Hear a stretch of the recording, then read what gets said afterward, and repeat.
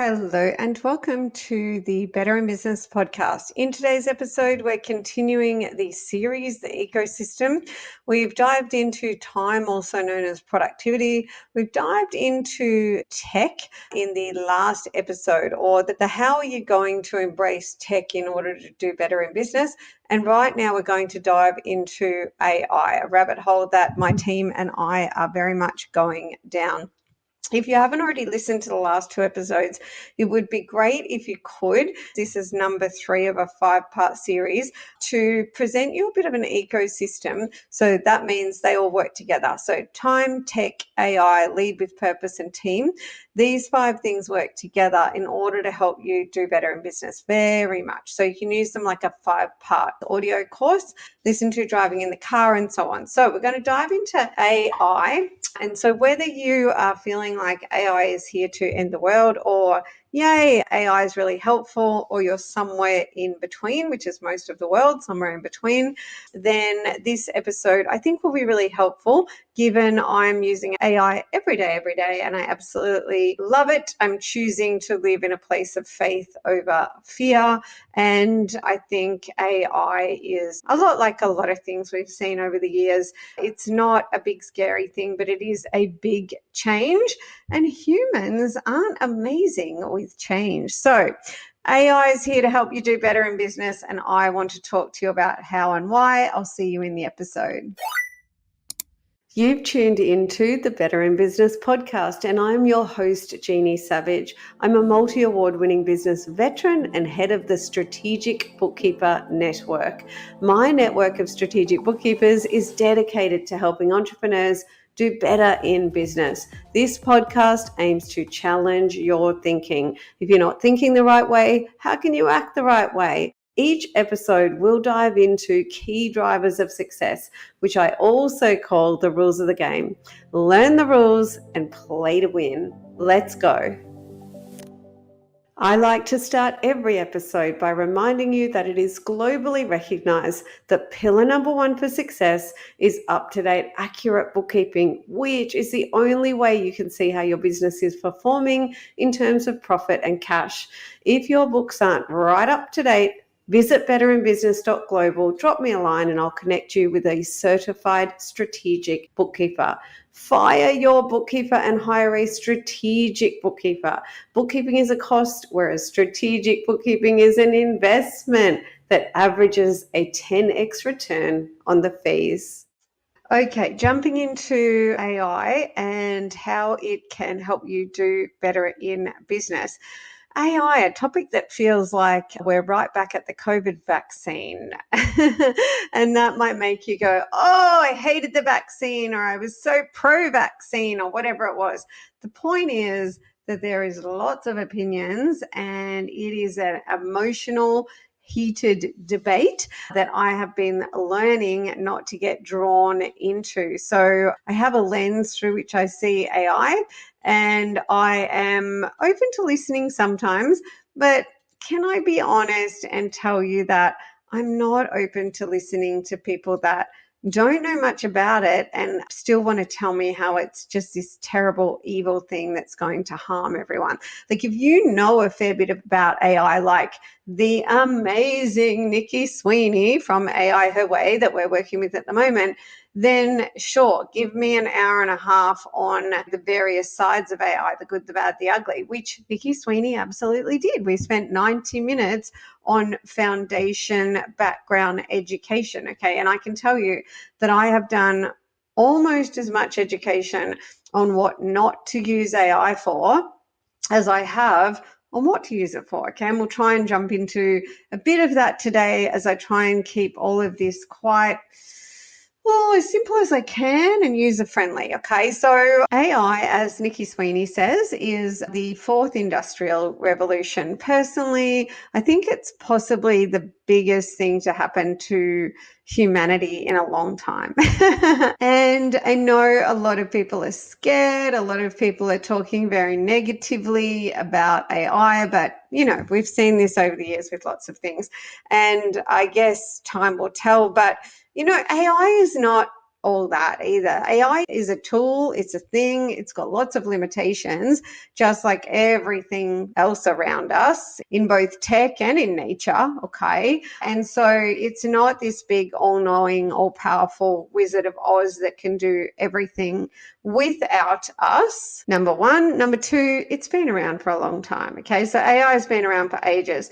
Do you use Siri? Like if I say, hey Siri, my phone will probably try and wake up and tell me to take it off flight mode, right? But if you use Siri, well, that's a narrow AI as it's known, okay? So I've been using Siri a lot the last few years. It's really great. Like if you're driving and you can say, for example, again, I'm going to get my phone here and tell it not to turn on.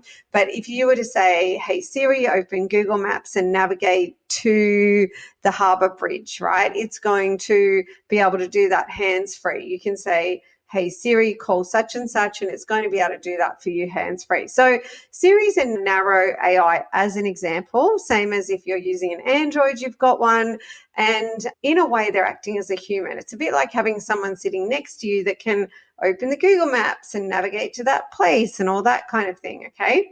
So that is another thing about AI. The third thing is, while it feels like the last year or so we've had big leaps in AI, which I think that we have, it's still got a long way to go. It's been around for ages.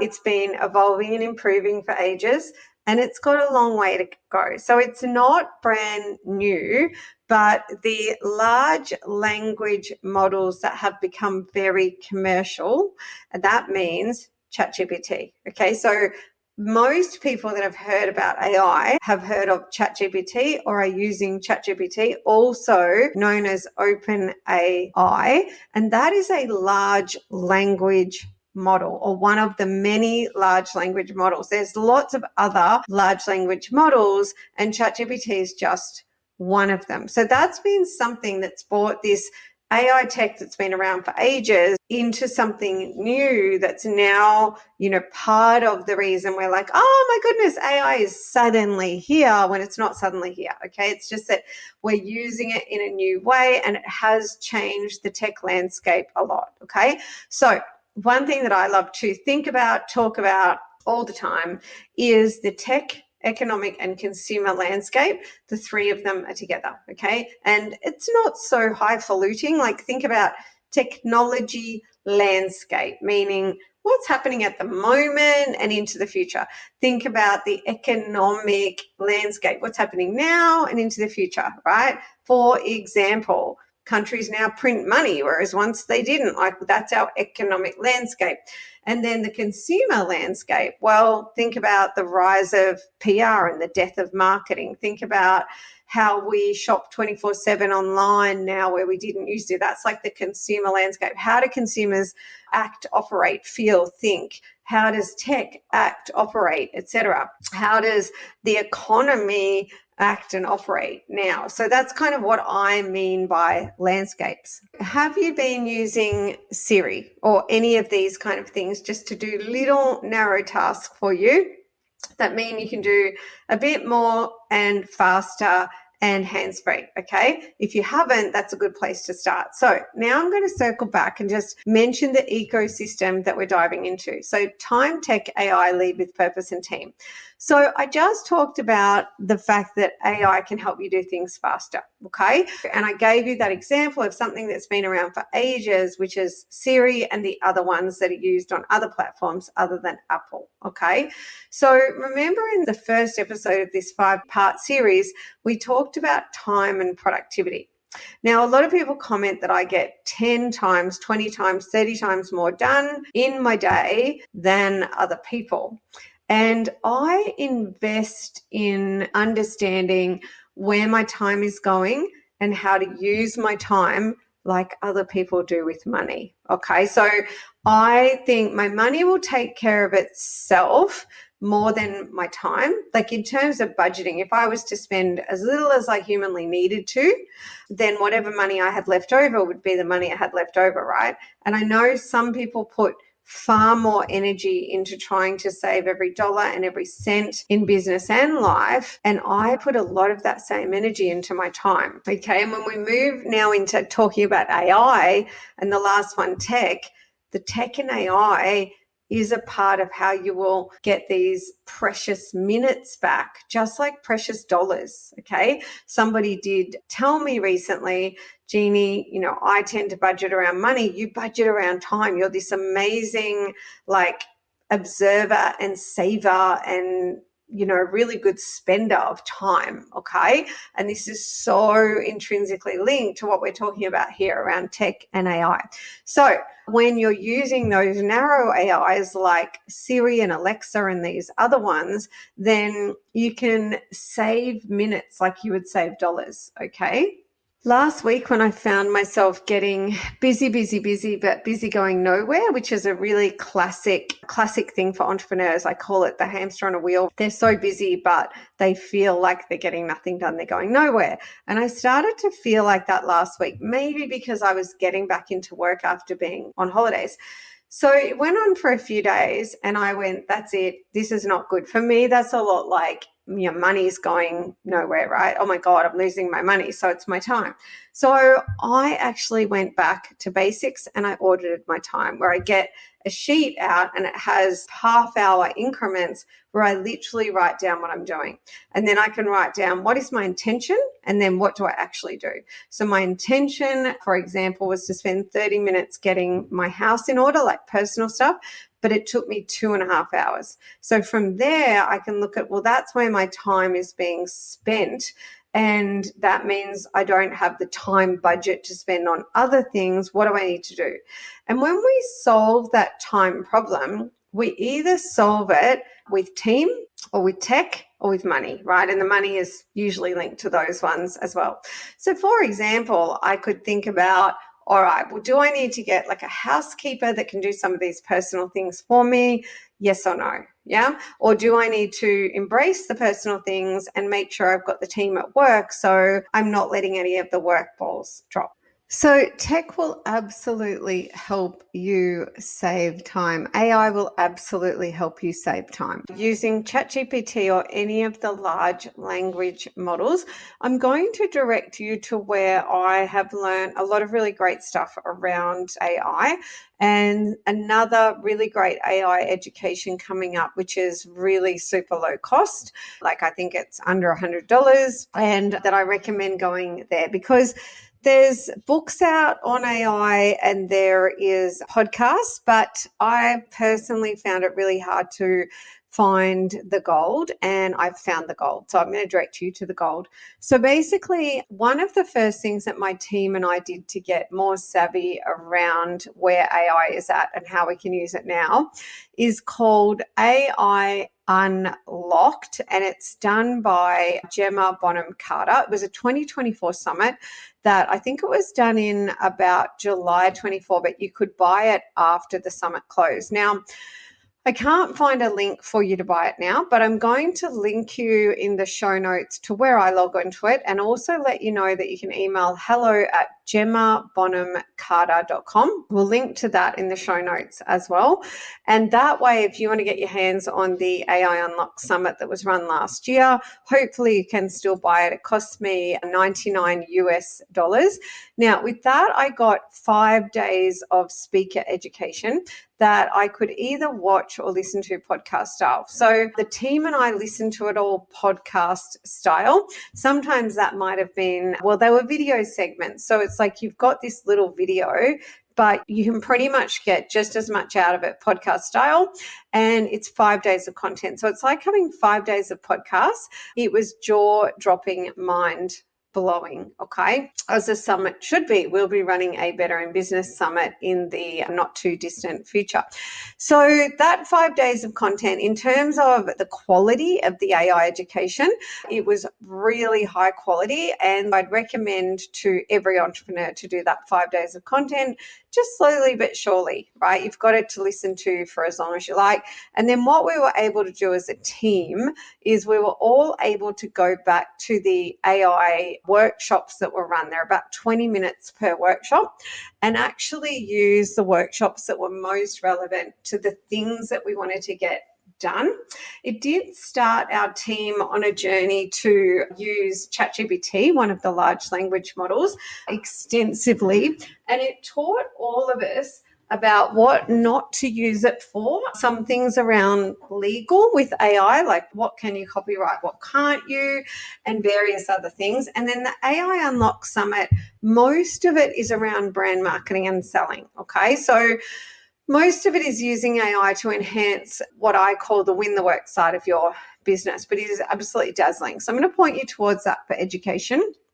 The next one I'll point you towards is a summit which is just wrapped, okay, but you should be able to buy it now. So it's the AI4hersummit.com, run by Nikki Sweeney and her team at AI Her Way. So I'm looking at it now, and I have not grabbed this summit myself, but I can guarantee you the content will be mind-blowing. So I'm going to go ahead and grab that AI Summit right now so that I can listen to all the content podcast style. And I recommend that you do the same. As soon as Nikki's got time, we'll bring her on the Better in Business podcast as well. So now in the last part of this episode, even though I'd love to talk about mindset around AI forever and encourage you to look through a lens of faith rather than fear, which I think is one of the key mindsets to success, and to really realize that it is the lens you look through. It is how you choose to tell the story, okay? But basically, I want to get into ChatGPT, all right, or Claude or any of the other large language models. I think they're all very, very similar. So it doesn't matter too much what you are using them for. ChatGPT, the very basics are you can grab it as an app to use on your phone. So I'll just grab my phone now. I use it on my phone and on my desktop computer. So when I'm at work, I'm using my desktop in combination with my phone.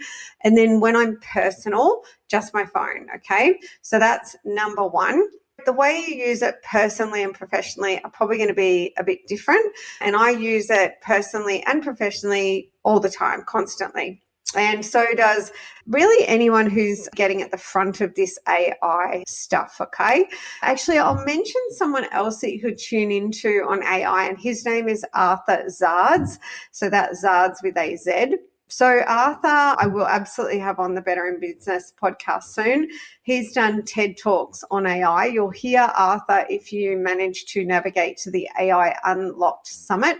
Please be aware there's quite a few AI summits and they use the word unlocked. So you've got to go to the one in the show notes done by Gemma Bonham-Carter, or you'll go to the wrong summit. Okay, so Arthur Zards is amazing. He has something called Vibe with AI, and you can sign up to his emails and he'll help you use AI a little bit every day. For example, get the ingredients in your fridge and get AI ChatGPT to come up with a recipe, okay? I did something similar to that recently. So let's go to business first. So what not to use ChatGPT for? First thing I'll let you know is if you want your ChatGPT to be private, I'm not sure if this function is available on the free or the paid, but I'm on my phone right now. And if you go to the app, and you go to the top left-hand corner and you click on your name and you go to the data controls and you turn off, you toggle off, improve the model for everyone, then ChatGPT won't put your data onto the internet. It'll be private, okay? So just know that if you don't want everything you share with ChatGPT to be public, you need to turn that off. The next thing is if you want to have a conversation with ChatGPT, which is private. So let's say you're in a chat, right, and you're about to chat to ChatGPT.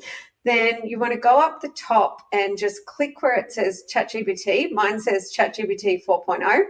And I want to click on temporary chat. And if I do that, it'll kind of go incognito and nobody will be able to see my chat because I collaborate with my whole team on ChatGPT, so we can all see each other's chats. So if you want to have a private chat about anything, you can just make it a temporary chat, but once you're done, the chat will delete itself. So bear that in mind. You can obviously copy and paste. Next thing I'd love to let you know is what not to use ChatGPT for. So please don't use it to create all your content for you, okay? So what I mean by that is ChatGPT, write me a book on how to get rid of headaches. Okay, so while it can do that for you, and while you can absolutely have a conversation and say, tell me what you know about how to get rid of headaches, you can do that, and it's going to draw on all the information it has from the web, and it's going to talk to you about that in a really oftentimes useful way. If we're talking about business, if you get it to create content for you like that, it's not going to be great. 90% of human content performs better than AI. And when you're creating content with AI, you should use it to support your thought leadership first. And for me, that is not so hard because I'm a natural writer. But let's say you're not a natural writer, then what you can do is you can ask ChatGPT to interview you about your subject to help ChatGPT understand all about you so it can write. But basically, you want it to be curating and editing your writing rather than creating on your behalf. So helping you with structure and paragraphs, just like a real life editor would or a real life marketing copywriter would. So for example, let's say you are a hairdresser and you want to create some social media content. Then you might tell ChatGPT all about yourself, all about your business, all about your target market, all about your customers, all about what you love. And then you might say, look, I really want to come up with some great content like social media posts, all about things that will help my clients. Could you perhaps give me some ideas around XYZ? So it can help you with ideas and concepts and content if you lead it, if the HI, the human intelligence, comes first. Now, another example, when I was working with ChatGPT on an aligned life reset workshop, ChatGPT misunderstood me and thought I wanted it to do the whole thing for me. So when it did that, I said to it, you misunderstand me. I want to use my own thought leadership and my own content. I really just want you to help me structure it into a workbook, okay? And once again, when it expanded on a few things for me that I didn't want expanded on, I trained it again. So don't use it to create your content and do your work for you. Use it to help you, but don't lose your voice, don't lose your innovation, don't lose your creativity, okay? Now, all of that is explained much better in Gemma Bonham-Carter's AI Unlock Summit. So I recommend you put the time, the well-invested time, into that summit to learn more. So what to use it for? Well, I'm going to recommend that depending on where you're at. So let's say you're pretty early on, need to just get the hang of it, then the next lot of information is going to be for you. If you're at the other end of the scale where you're already using it extensively, go to the resources I've given you, okay? Now, there's a lot more to AI than ChatGPT, these large language models, but they are the big new thing and they're amazing, and I highly recommend that you use them to do better in business. So now I'm just going to give you some ideas of what you can do, starting with an example of using it in your personal life, because sometimes that's the easiest place to start to get the hang of it. So the other day I had a look on Google for a marinade for Thai chicken wings. And you know when you look at recipes and they've got all these complex ingredients that you don't have in the fridge and you can't even find them at the supermarket. And if you can, you're going to be there for an hour looking. So I said to ChatGPT, can you please give me a Thai marinade for chicken wings, but I don't want you to give me ingredients that I'm likely not going to have in my cupboard, except for lemongrass. I'm happy to go and buy lemongrass. Can you give me a nice, simple Thai marinade? And it gave me a really simple Thai marinade with ingredients that you'd most likely have in your pantry, especially if you're me and you love cooking. and it included lemongrass. Okay, so that is one example. Now, another example in my personal life is I'm having a major problems with the internet connection on my Samsung TV. And so I'm talking to ChatGPT all about it, and it has been amazing. It's like having a technician come out. It is phenomenal. So using it in your personal life is a great place to start. Now I'm looking at the ChatGPT that my team and I are using, and it is, we say in Australia, chockers. So it has got so much stuff in there because we're all using it. We use it to do a lot of copies. I will also use it in my personal life to get movie suggestions, book suggestions, comparisons of different books and so on, and even travel ideas that help me plan a trip to Koh Lipe in Thailand and things like that.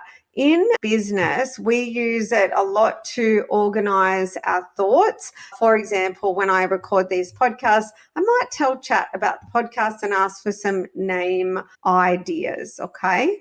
You can use it to give you subject lines of emails. Other ones that I can pull straight from ChatGPT that we're using at the moment. We needed to pick a URL, that is a website address, to host our upcoming summit on for one of my other businesses. So we've got ideas for that. I can see my team using it for email copy. So we use a lot of it for a lot of copy as well. Now, there is so much more that AI and ChatGPT can do for you, including custom GPTs.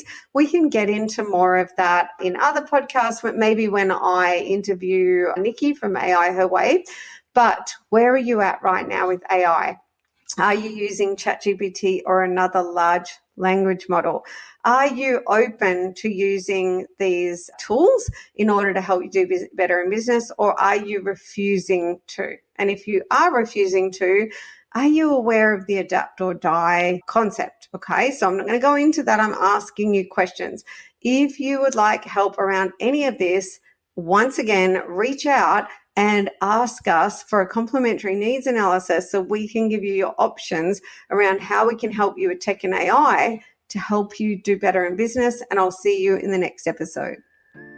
I hope you enjoyed that episode as much as I enjoyed recording it. I would love to help you start doing better in business right now by giving you a free little ebook. It's a how-to guide. It's called The 7 Deadly Cash Flow Sins. And also I've developed a business health check for you. It's super high value. Both are available at betterinbusiness.global. If you would like to fire your bookkeeper and hire a strategic bookkeeper to start enjoying a return on investment and get the support you need to optimize your business cash and profit and time wealth, simply visit betterinbusiness.global, drop me a line and I'll connect you with a certified strategic bookkeeper near you. I'll see you in the next episode.